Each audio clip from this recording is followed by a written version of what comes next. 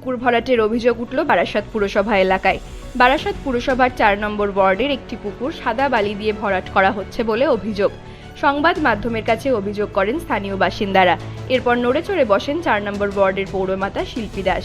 স্থানীয় কাউন্সিলরের কাছ থেকে অভিযোগ পেয়েই পুকুর ভরাটের বিরুদ্ধে তৎপর হয়েছে পুরসভা। ইতিমধ্যেই জমির মালিককে পুরসভার পক্ষ থেকে নোটিশ পাঠানোর পাশাপাশি থানায় এফআইআরও করা হয়েছে। ভরাটের সাদা বালি দ্রুত তুলে ফেলা হবে বলে আশ্বাস দিয়েছেন বারাসাত পুরসভার চেয়ারম্যান অশ্বনী মুখোপাধ্যায়। জানা গেছে, বারাসাত পুরসভার 4 নম্বর ওয়ার্ডের অনন্তপুর মৌজায় একটি পুকুর ছিল। জেলা ভূমি দপ্তরের রেকর্ডে ওই জমির শ্রেণী পুকুর হিসেবেই রয়েছে। অনন্তপুর মৌজায় ওই জমির ডাক নম্বর 15 এবং খতিয়ান নম্বর 1242। পুকুরের জমির পরিমাণ 0.06 শতক। সম্প্রতি ওই পরিমাণ পুকুর সাদা বালি ফেলে দিব্যি ভরাটের কাজ চলছে।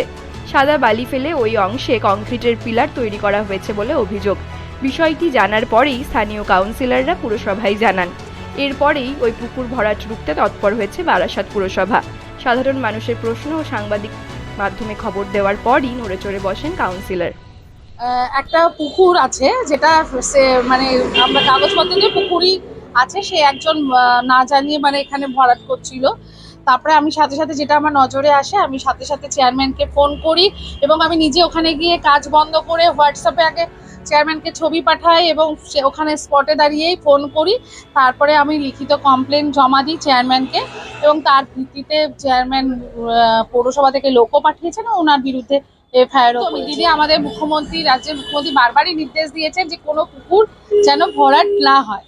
সেই কারণে আরও বেশি তৎপর আমরা, যাতে আমাদের ওয়ার্ডের কোনো পুকুর যাতে জলাশয় যাতে না বোঝে, সেই ব্যাপারে আমরা সর্বদাই সেদিকে দৃষ্টি রেখে চলেছি। আমি বলছি খাতায় কলমে সিদ্ধান্ত।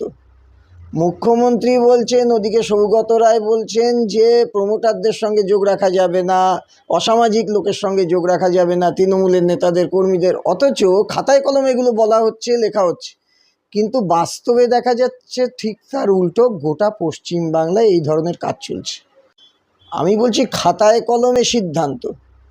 মুখ্যমন্ত্রী বলছেন, ওদিকে সৌগত রায় বলছেন যে প্রমোটারদের সঙ্গে যোগ রাখা যাবে। গতকাল অব্দি যা অভিযোগ আছে তাতে স্যান্ড ফিলিং এর অভিযোগ আছে। কাউন্সিলর যেটা করেছেন, গতকালই নোটিশ ইস্যু হয়েছে, আজকে প্রবাবলি কাউন্সিলর এলে এফআইআর হবে, এক্সিকিউটিভ অফিসার করবেন এবং আগামীকাল তো ছুটির দিন, নয়তো তার পরের দিন আমরা এক্সিকিউশন পার্টে যাবো, যে সাদাবাদিটা ফেলেছে সেটা খোলার জন্য যাবো।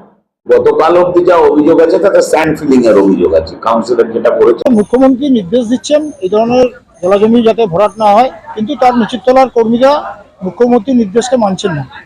তারা বুঝে গেছেন যে আর বেশি দিন এই সরকার থাকবে না, 2026-এ পরে বিদায় আসন্ন। সেই জন্য কাউন্সিলর যারা আছে, স্থানীয় স্তরে যারা নেতৃত্ব আছে, তারা যে যার মতন করে পুকুর ভরাট করছে, তাদের মততে এটা হচ্ছে। পৌরসভা যতই অস্বীকার করুক, নিচের তলার কর্মীরা সেখান থেকে ভাগবটারা পাচ্ছে, বা পঞ্চায়েতের যারা মেম্বার আছে বা পৌরসভা যারা কাউন্সিলর আছে, তারা এখান থেকে কাটমানি পাচ্ছে, যার জন্য তারা জেনেও না বুঝে রয়েছে। সুতরাং আমরা চাই এই ধরনের অবৈধ কার্যকলাপ বন্ধ হোক এবং পশ্চিমবঙ্গের একটা এবং বারাসাতের যাতে পরিবেশ দূষণ না হয়, তার জন্য সদা সতর্ক দৃষ্টি রাখুক জেলা প্রশাসন।